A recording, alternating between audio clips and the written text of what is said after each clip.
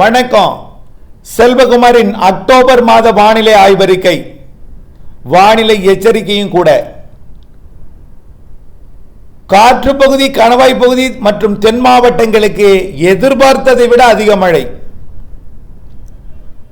சந்தேக பார்வையில் இருந்தவர்களுக்கு போதும் போதும் என்று கொடுக்கும் மழை. அக்டோபரிலே வரலாறு படைக்க போகிற மழை. அக்டோபரிலே தென் மாவட்ட, மேற்கு மாவட்டங்கள், உள் மாவட்டங்கள், கர்நாடக எல்லையோர மாவட்டங்கள், கர்நாடகா, ஆந்திர பிரதேசம்லாம் எதிர்பார்ப்பை, அதாவது சந்தேகத்தில் இருந்தீங்க. இது மழை பெய்யுமா, அரபிக்கடல் வெப்பம் குறைஞ்சிருச்சு, மேற்கு தொடர்ச்சி மலைக்கு மழை குறைவா பெய்யும்னு சொல்றாங்களே, இது ஒன்றும் பெய்யுற மாதிரி தெரியல, இப்படியே சொல்லிட்டு இருந்தீங்க.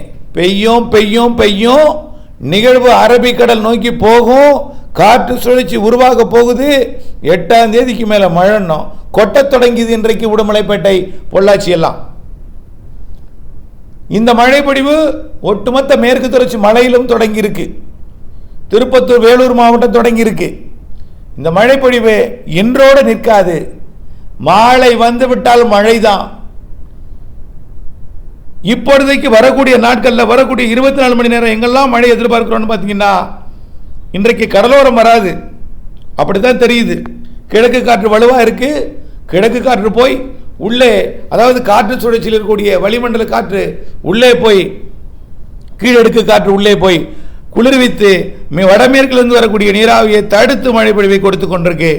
இன்றைய மழைப்பொழிவு பெரும்பாலும் திருச்சி, தஞ்சாவூர் மாவட்டம் வரைக்கும் வரலாம். ஆனால் திருச்சியிலேருந்து கோயம்புத்தூர் வரைக்கும், நீலகிரி வரைக்கும், அதே போல் உளுந்தூர்பேட்டை மற்றும் விருத்தாச்சலம் உள்ளிட்ட கடலூர், விழுப்புரம் மாவட்ட பகுதிக்கு மேற்கே பெங்களூரு, மைசூர் வரைக்கும், அதே போல் புதுச்சேரி கிடைக்க வாய்ப்பு குறைவு, ஆனால் விழுப்புரம் மாவட்டம் வரைக்கும் வந்துடும். விழுப்புரம் மாவட்டத்தின் பாதிக்கு மேற்கே.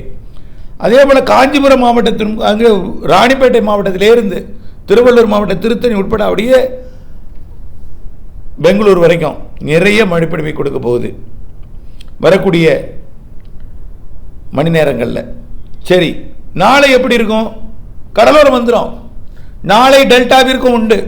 டெல்டாவின் கோடியக்கரை முனை வரைக்கும், புதுச்சேரி, பரங்கிப்பேட்டை, முடுசலோடை உட்பட, அப்படியே சென்னை, திருவள்ளூர் உட்பட வரக்கூடிய 24 மணி நேரத்தை பொறுத்த வரைக்கும், 2 நாள், அதாவது 48 மணி நேரத்தை பொறுத்த வரைக்கும் அதிகபட்ச மழை இந்த தூத்துக்குடி மாவட்ட கடலோரம் கூட கொஞ்சம் குறைவாக இருக்கலாம். அந்த 2 நாளைக்கு மட்டும்தான். நிறைய இருக்கு. அப்புறம் நிறைய இருக்கு மழை. பார்த்துட்டே வாங்கிருங்க. படிப்படியாக சொல்லிட்டே வர உங்களுக்கு எப்போ மழை என்னன்னு. விருதுநகர்லேருந்து ஹைதராபாத் வரைக்கும், ஹைதராபாத் தெலுங்கானாவோட தெற்கு எல்லை ஸ்ரீசைலம் வரைக்கும் நிறைய மழைப்பொழிவு கொடுக்க போகுது வரக்கூடிய 48 மணி நேரத்தில். மதுரையிலேருந்து கோயம்புத்தூர், ஈரோடு, திருப்பூர், கரூர், திருச்சி, நாமக்கல், சேலம், கிருஷ்ணகிரி, தருமபுரி, ஈரோடு, கோயம்புத்தூர், அப்படியே தேனி, மதுரை, திண்டுக்கல், திருச்சி எல்லாம் நாளை மாலை இரவிலே தான் டெல்டா, வடகடலோரம்னா கடலோர மாவட்டங்கள்லாம் வரும். இதில் நாளை மாலை இரவு கூட அந்த ராதாபுரம் ஒதுக்கலாம், கவலைப்படாதீங்க. அடுத்தது வருது. அடுத்த, அதாவது இன்றைக்கு 8, 9, 10, 11 ராதாபுரத்திற்கும் மழை வந்துடும். 10, 11, 12 ராதாபுரத்துக்கும் வந்துடும். டோட்டல் தமிழ்நாடு முழுவதுமே தினசரி மழை தான். மழை மழை மழை. மேற்கு மாவட்டங்களில் ஒரு மழை பெய்யாதா, உழவு மழை பெய்யாதான்னு கேட்டீங்க. இன்றைக்கு 2 உழவு, 3 உழவு, 4 உழவுன்னு பெஞ்சிட்டு இருக்கு. சரி, இன்னைக்கு மட்டும் தான் 2 உழவு 3 உழவு நாளா? நாளைக்கு 2 உழவு 3 உழவு, அடுத்த நாள் 2 உழவு 3 உழவு, இப்படியே daily 2 centimetre, 3 centimetre, 4 centimetre, 5 சென்டிமீட்டர்னு 8, 10 centimetre வரைக்கும் நிறைய பெய்ய போகுது. ஆகவே இப்போ என்ன செய்ய போகுது? மழையே இடையூறு கொடுக்க போகுது. மழை இல்லாமல் விவசாயம் பிரச்சனை இருந்துச்சு, இப்போ பெய்து கெடுக்குது. அப்படி அமைய போது நான் கெடுக்கணும்னு நினைக்கல. நன்றாக விவசாயம் செழிக்க வேண்டும். வானிலை அமைப்பை பார்த்தா அவ்வளவு தெரியுது. நிலத்தடி நீர்மட்டம் உயரவில்லை என்று கேட்டார்கள், அவர்களுக்கு இது உயர வைக்க போகுது, கிணறுகளை நிரப்ப போகிறது. ஆகவே நிறைய பண்ணை குட்டைகள், எல்லா குட்டைகளையும் நிரப்ப போகுது. மேற்கு மாவட்டங்கள்லாம், தென் மாவட்டங்கள், கர்நாடக எல்லையோர உள் மாவட்டங்கள், அப்படியே படிப்படியாக அடுத்தடுத்த நாட்களிலே, நாளைய மறுநாள், நாளைய மறுநாள், அடுத்தடுத்த நாட்கள்லாம் கடலோரமும் டெல்டாவும் கடல்லையும், கடலோரம் தாண்டி கடல்லையும், மன்னார் வளைகுடா, பாக்ஜல சிந்தில் கூட படிப்படியாக மழையோட தீவிரம் அடைஞ்சிடும். சரி, அடுத்தடுத்த நாட்களிலே தொடங்கும் மழை மேற்கு தொடர்ச்சி மலை மாவட்டங்களிலே, மேற்கு மாவட்டங்கள், உள் மாவட்டங்கள்லாம் போதும் போதும்னு மழை. நீங்கள் சொல்லலாம், ஏன் சார் நாங்கள் போதும் போதும்னு சொல்கிறோம்? சொல்ல மாட்டேன் சார், பெய்யட்டு சார் மழையே அப்படிம்பீங்க. எப்படி சொல்கிறேன்னா, ஏற்கனவே விதைச்சிருக்கீங்க மக்காச்சோளம், அது ஒரு அளவாக பெஞ்சாதான் அது நல்லது. அதிகமாக பெஞ்சால் பிரச்சனை ஆகிடும், அது ஒரு பிரச்சனை இருக்குது. மழை ஒரு அளவாக இருந்தால் தான். இப்போது உங்களுக்கு நிலத்தடி நீர்மட்டத்தை உயர்த்தும் அளவிற்கு, பண்டை குட்டைகளை நிரப்பும் அளவிற்கு நிறைய மழை பொழிவு, அணைகளை நிரப்பும் மழை. வடகிழக்கு பருவமழை தொடங்குவதற்கு முன்பே நிறைய பெய்ய போகுது. வடகிழக்கு பருவமழை தொடங்கினாலும் அந்த மழைப்பொழிவு மேற்கு மாவட்டங்களுக்கும் தென் மாவட்டங்களுக்கும் நிறைய மழைப்பொழிவை கொடுக்க போகுது. வரக்கூடிய நாட்களில் தென் மாவட்டங்களுக்கு நிறைய மழைப்பொழிவை கொடுக்க போகுது. வரக்கூடிய வடகிழக்கு பருவமழை தொடங்கியதும் காற்று சுழற்சிகள் மேற்கு நோக்கி நகரும் பொழுது தென் மாவட்ட மேற்கு தொடர்ச்சி கேரளா நம்பர் 1. எப்போதுமே நம்ம டிசம்பரில் தான் அதிக மழை எதிர்பார்த்தோம். இந்த ஆண்டு அக்டோபர்லேயே அதிக மழை பெய்ய போகுதுங்க. வானிலையில் நிறைய மாற்றங்கள் ஏற்பட போகிறது. இந்த வருஷம் அக்டோபர்லேயே நிறைய மழை பொழிய போகுது. அக்டோபர் மாதமே தென்மேற்கு பருவமழை நிறைவடையும் நாளுக்கு முன்பே நிறைய மழை. தென்மேற்கு பருவமழை நிறைவடைந்து வடகிழக்கு பருவமழை தொடங்கியதுமே தென் மாவட்டங்களுக்கும் மேற்கு மாவட்டங்களுக்கும் மழை தொடரப்போகுது. அப்புறம் கடலோரமும் அதிகமாக இருக்கும், கடலோரமும் இருக்கும், உள்ளேயும் இருக்கும். ஆனால் வழக்கத்துக்கு அதிகமான மழையாக இருக்கும் அக்டோபர் மழை தென் மாவட்டங்களுக்கும் மேற்கு மாவட்டங்களுக்கும். தென் மாவட்டங்களில் அக்டோபரில் எவ்வளோ பெய்யும்? சும்மா சாதாரணமாக பெய்யும். பல ஆண்டுகளில் கடலோர டெல்டாவை தாண்டி வரல பருவமழையெல்லாம் சில ஆண்டு. இந்த ஆண்டு அக்டோபர்லேயே நிறைய பெய்யுது.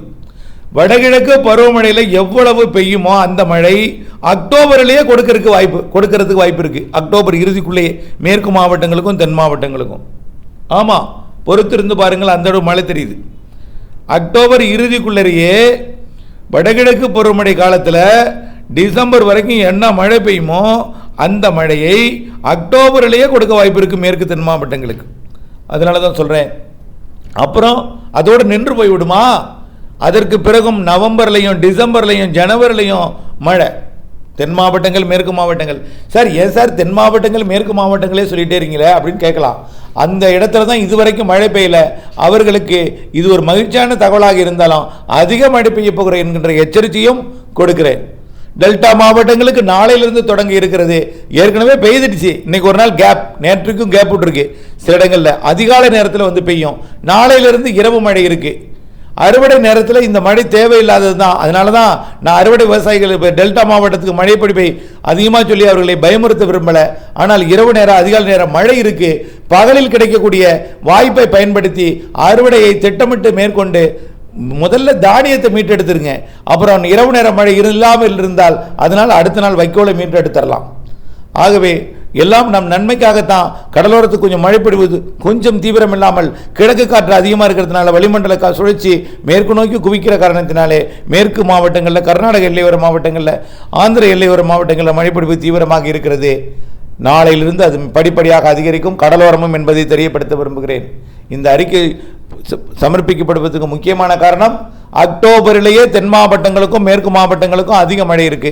காற்று பகுதி, கணவாய் பகுதி, ரெட்டியார் சத்திரம், ஸ்ரீராமபுரம் உட்பட உடுமலைப்பேட்டை, குடிமங்கலம், அதே போல் தாராபுரம் உட்பட பல்லடம், காங்கேயம், வெள்ளக்கோயில், கோயம்புத்தூர் மாநகரம் உட்பட தென் மாவட்டங்கள் கன்னியாகுமரி, தூத்துக்குடி, திருநெல்வேலி மற்றும் தென்காசி, விருதுநகர், சிவகங்கை, மதுரை, திண்டுக்கல் எல்லா மாவட்டங்களுக்கும் வரக்கூடிய அக்டோபர்லேயே டிசம்பரில் பெய்கிற மழை அக்டோபர்லேயே கொடுத்துரும். அதுக்கப்புறம் டிசம்பர் பெய்யுறது, டிசம்பர் வரைக்கும் நவம்பர் டிசம்பரில் பெய்யுறது எல்லாமே எக்ஸஸ் ரெயின் என்பதை தெரியப்படுத்த விரும்புகிறேன். பொறுத்திருந்து பாருங்கள். ஆகவே அடுத்தடுத்த வலிமையான நிகழ்வும் இருக்குது. சிறு நிகழ்வும் வலிமையான மழைப்பொழிவை தரும் என்பதுதான் இந்த ஆண்டறிக்கையோட சுருக்கம். சிறு நிகழ்வு தான் அக்டோபரில் நிறைய மழைப்பொழிவை தரப்போகிறது. வளிமண்டல சுழற்சிகளும் தாழ்வு நிலைகளும் என்பதை புரிந்து கொள்ளுங்கள். அரபிக்கடல் நோக்கி நகரும் நிகழ்வுகள் தென் மாவட்டங்கள் வழியாகவும் நகர வாய்ப்பு இருக்குது. சிறு நிகழ்வாக இருந்தால் தென் மாவட்டம் தான். வலிமை பெற வடக்கு வடமேற்கு தூக்கி நகரும். வலிமையை பொறுத்து தான் வடக்கு வடமேற்கு நகர்றது. சாதாரண நிகழ்வாக இருந்தால் அது மத்திய மாவட்டங்கள் தென் மாவட்டங்கள் நோக்கி வழியாக மேற்கு நோக்கி நகரும் என்பதுதான் வரலாறு, அறிவியல் உண்மை. தொடர்ந்து இணைந்திருங்கள் ஆய்வறிக்கையுடன். சென்னை உட்பட எல்லா மாவட்டங்களும் மழை உண்டுங்க. சென்னை இல்லையா, சென்னையா சொல்லலாம் கூடாது. நாளை அங்கே எப்படி டெல்டா சொன்னமோ அதே போல் சென்னைக்கும் உண்டு. வடகிழக்கு பருவமழை தொடங்கிட்டாலே அப்புறம் கடலோரம் தாங்க டாப்பு.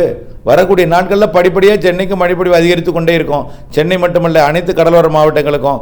முதல்ல அக்டோபரில் எப்பொழுதும் வழக்கத்துக்கு மாறாக இந்த வருஷம் தென் மாவட்டங்களும் மேற்கு மாவட்டங்களும் உள் மாவட்டங்களும் அமையும் என்பது தான் ஒரு சிறப்பு தகவல். இதில் நிறைய இடங்களில் குறைந்த நேரத்தில் அதிக மழை பொழிவதற்கும் வாய்ப்பு இருக்கிறது. நன்றி.